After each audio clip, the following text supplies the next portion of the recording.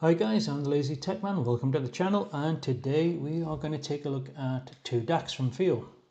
The KA17, which is this one here, and the little brother, the KA15, which is this one here. Hopefully it'll focus. No, it doesn't want to focus.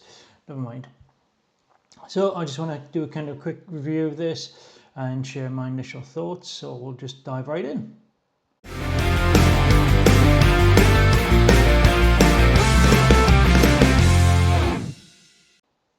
Okay, let's just start with the size and the weight. Starting with the weight, there's not much between them. K17 is a little bit heavier, but you're not really going to notice it in your pocket. Feature-wise, actually we'll do size first. Dimensions-wise, you can see that the K15 on the bottom is a little bit thinner and certainly nowhere near as long as the K17, but to be honest, they're both really small anyway. Button wise, they both have a very similar button layout. I'll start with the K15. You've got your volume plus and minus, your menu button and your desktop mode on and off, and you have a very similar layout here. Unfortunately it's not going to focus, it's a bit harder for it to focus on that. You have to trust me on this, but it has a very similar button layout with your volumes and your desktop mode on the K17. In terms of outputs, they both feature the same 3.5mm and 4.4 balanced. They both have desktop mode. Now the key difference between the two here is if we look at them, you'll see on the top on the K17 it has an extra USB-C. That's your inputs on both of them for your audio input, and if you look at the K17 on the top, it's also got an additional USB-C port.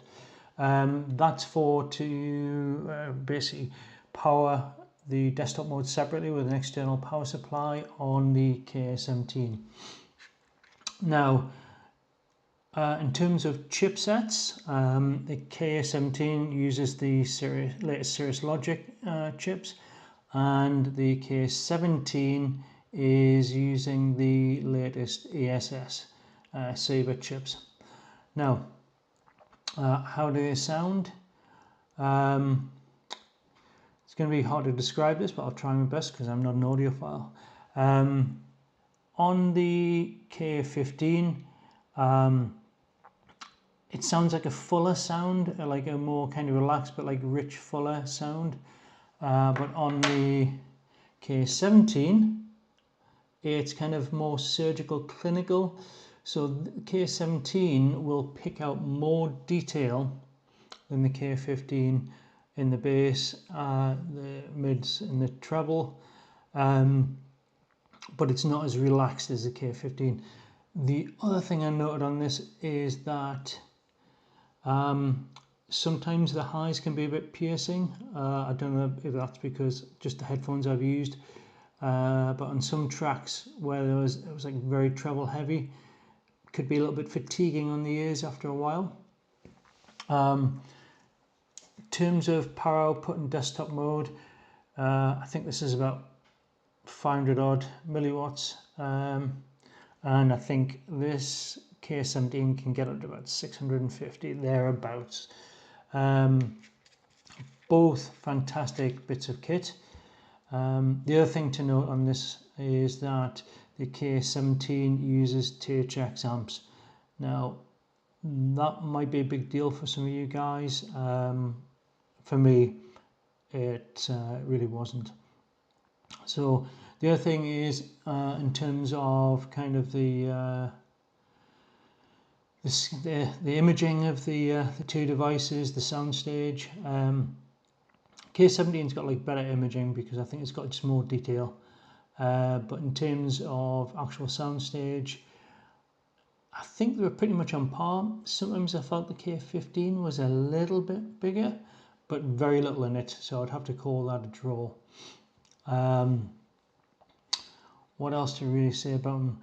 I guess the other thing, standout feature of the K15 is that it supports a external microphone. So if you're looking for a DAC amp to do like a gaming headset rig with obviously a higher quality headset and a separate mic, this is the one to do it with. The KA17 doesn't really support that. So if I had to pick one of them, which one would I keep? Well, for me, it will definitely be the KA15, just because it's a more relaxed, smoother, kind of more fuller sound that I like. Accessory wise, the usual cables, and they each come with a little case. So see, this is the case for the KA15 and that's the case for the KA17, the blue variant anyway. The other thing as well on this is it's got quite a cool little DAC screen on it, playback screen. When you're playing that, looks like an old cassette. I'll show you on the box. So that's kind of what it looks like there on the box. So when you're playing, it looks pretty cool as well. Right guys, I think that about wraps up this review. It's just a quick 2-minute review and my initial thoughts on comparing these two DACs. Hopefully you guys found that useful. If you did, please give the video a thumbs up and a like. It'll be really helpful to the channel.